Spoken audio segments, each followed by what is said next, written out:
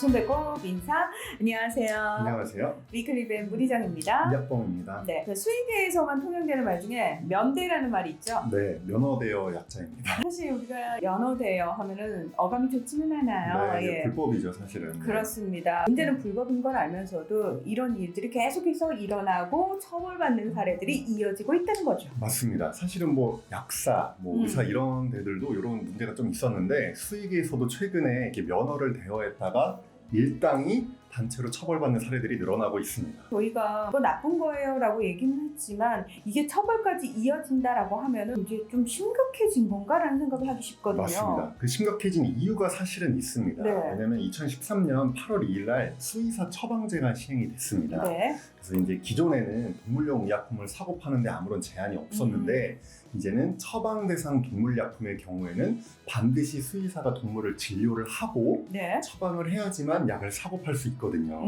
기존에 그런 제한이 없이 편하게 약을 팔던 분들은 이게 이제 귀찮아지고 불필요하다고 생각을 하시나 봐요.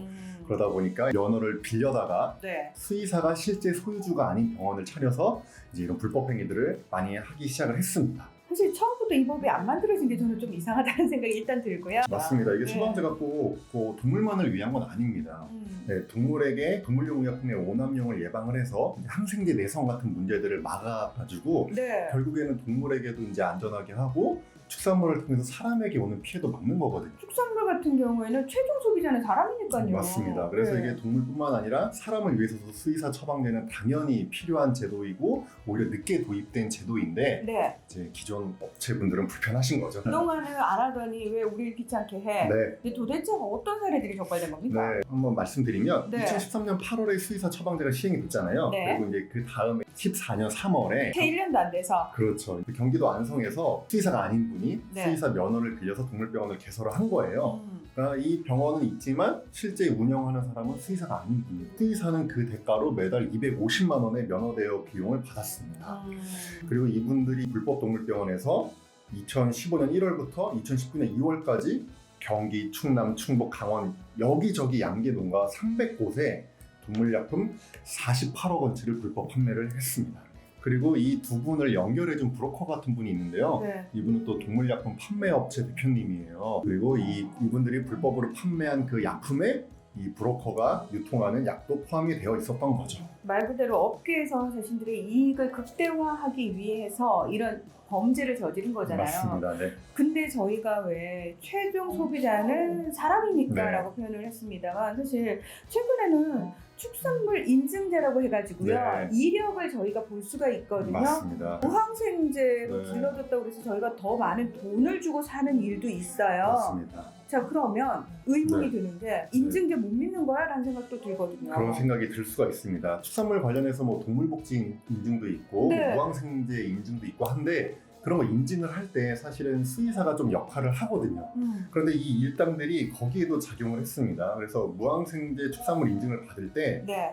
항생제를 아예 안 쓰거나 아니면 꼭 필요할 때 최소한으로 써야 되는데 그래야 네. 인증을 해주는데 네. 그때 수의사가 진료를 하고 처방한 항생제만 썼다는 그 증빙을 해야 되거든요. 그런데 이제 이 불법 사무장 동물병원에서 수의사가 아닌 직원이 불법으로 처방을 하고 그리고 농장에서는 항생제를 미리 대량으로 구입을 해놓고 자기들이 필요할 때마다 그냥 편하게 쓴 다음에 필요할 때마다 수의사에 의해서 썼습니다. 라고 해서 무항생제 인증을 받은 거예요. 그런 농장이 무려 25개나 적발이 됐습니다. 사실 너무 충격적이어가지고 네. 이거 일반 소비자분들이 만약에 이 방송 보시게 되면은 다음부터 무항생제 인증 찍혀 있어도 그렇죠. 이건 못 믿어 이렇게 그러니까요. 되거든요. 그러니까 이게 이제 다른 정상적으로 열심히 하셔서 인증받은 분들에게도 피해를 주는 거죠. 그러니까 진짜 정직하게 열심히 땀 흘려서 일하시는 축산 농가들도 울리고 맞습니다. 소비자들도 기만하는 그럼 이 사람들 처벌 얼마나 받았습니까? 처벌이 이제 수의사의 경우에는 네. 징역 1년에 집행유예 2년, 사회용사 80시간, 그리고 실소유주는 징역 1년 6월에 실형을 받았고요. 네. 이제 알선한 동물약품협회 대표는 벌금 5천만 원,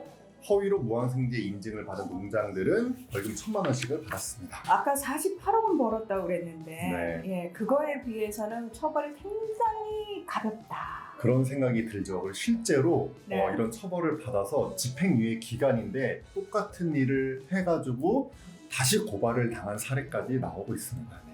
이런 사람은 아예 숙산업계나 수익 쪽으로 얼씬도 하면 안 될 것 같아요. 뭐 그렇죠. 그렇게 할 수 있는 방법 없어요. 처벌을 좀 강화할 필요가 있을 것 같은데 네. 아쉬운 부분이 있죠. 네. 비슷한 사례가 또 있습니다. 이제 충북 음성에서도 이런 일이 있었는데요. 이번에는 네. 수의사가 매달 200만 원씩 받고 면허를 대여했고요. 수의사가 아닌 실소유주가 사무장 동물병원을 차려서 또 이제 불법 동물약품 판매를 했는데 3년 반 동안 400개 농장에 70억 원을 판매를 했거든요. 근데 이 수의사는 이제 집행유예 2년에 사회봉사 80시간, 실소유주도 실형을 안 받고요.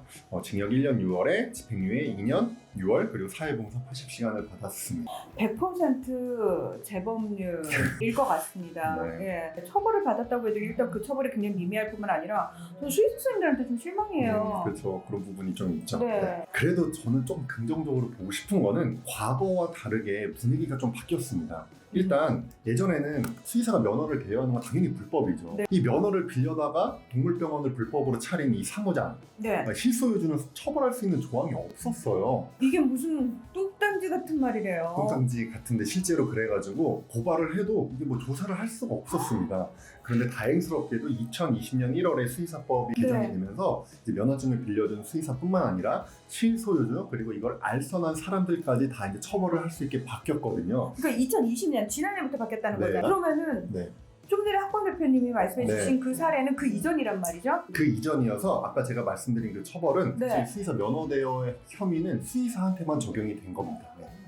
지금 같았으면 그분이 네. 거기에 또 처벌이 합산이 됐을 텐데. 그렇죠. 그래서 앞으로 이런 비슷한 사례가 나왔을 때는 아마도 제가 아까 읽어드린 그 처벌보다는 더 강한 처벌을 받게 될 것으로 보입니다. 네. 이거 진짜 소비자들이 알게 되면 정말 들고 일어날 문제거든요. 맞습니다. 네. 예. 그래서 이제 공론화되기 시작하면은 축산업계뿐만 아니라 저는 수의사에 대한 신뢰도 같이 떨어질 것 같은데요. 맞습니다. 이게 면허를 대여하는 수의사가 많지 않겠죠. 근데 이 네. 일부의 사례가 전체 수의사들의 이미지를 낮추는 거거든요. 그럼요. 네. 예. 그래서 내부적으로 자정을 해야 된다는 목소리가 예전부터 있었는데 최근에 대한수의사회 안에 농장동물 진료권 쟁취특별위원회 이런 특위가 생겼는데요. 네. 그러니까 수의사회 안에 있는 특위죠. 이 특위가 의심이 되는 수의사들을 직접 고발을 하기 시작을 했어요. 이게 왜냐면 일반인들은 잘 몰라요, 이 분야를. 맞아요. 근데 수의사쌤들은 같은 업계니까 다 아시잖아요. 맞습니다. 네. 근데 이제 사실 반론도 있습니다. 불법행위라는 수의사도 어쨌든 회원인데 어떻게 회원을 고발을 하냐 이런 목소리도 있긴 있거든요. 안 돼요. 왜냐면 제가 만약에 수의사인데 한 사람의 잘못으로 인해 가지고 수의사 전체가 욕을 먹고 수의사 전체에 대한 신뢰가 떨어진다 그러면 저는 오히려 그 사람한테 굉장히 배신감과 함께 화가 날 것 같아요. 맞습니다. 그래서 일부의 반대의 목소리도 있지만 대부분의 지금 수의사 회원들은 이 특위의 활동을 굉장히 응원을 하고 수의사회가 고발을 하더라도 이런 면허 대여한 수의사를 뿌리 뽑아야 된다 이런 목소리가 나오고 있습니다. 학생 때는 참 순수한 마음으로 내가 아픈 동물 치료해줘야지 훌륭한 수의사 돼야지 이런 마음으로 다 수의사 되셨을 텐데 이게 그것도 굉장히 작은 이익에 그러니까. 그렇게 흔들리지 마세요. 그러니까요. 신뢰를 쌓는 데는 시간이 굉장히 오래 걸리지만 무너지는 건 금방이거든요. 맞습니다. 한순간입니다. 네. 사실 이게 자격증이 아니라 면허증이잖아요. 심지어 운전면허증도 면허증 없는 사람이 운전하면 무면허 운전으로 처벌을 받는데 그럼요. 큰 처벌 받죠. 예. 그러면 이제 6년 나와서 국가시험 봐가지고 국가로부터 어떤 독점권이나 자율권을 사실 부여받은 거거든요. 네. 그런 수의사가 이렇게 면허증을 몇백만 원에 빌려주는 이런 행위는 사실은 없어져야 될 것 같습니다. 물론 이제 개인의 이익에 눈머신 분들한테 저희 얘기가 들리진 않겠지만 중요한 건 그 당신의 잘못된 그 행동 하나 때문에 같은 업계에 있는 불특정 다수가 다 같이 욕을 먹을 뿐만 아니라 다 같이 힘들어집니다. 예.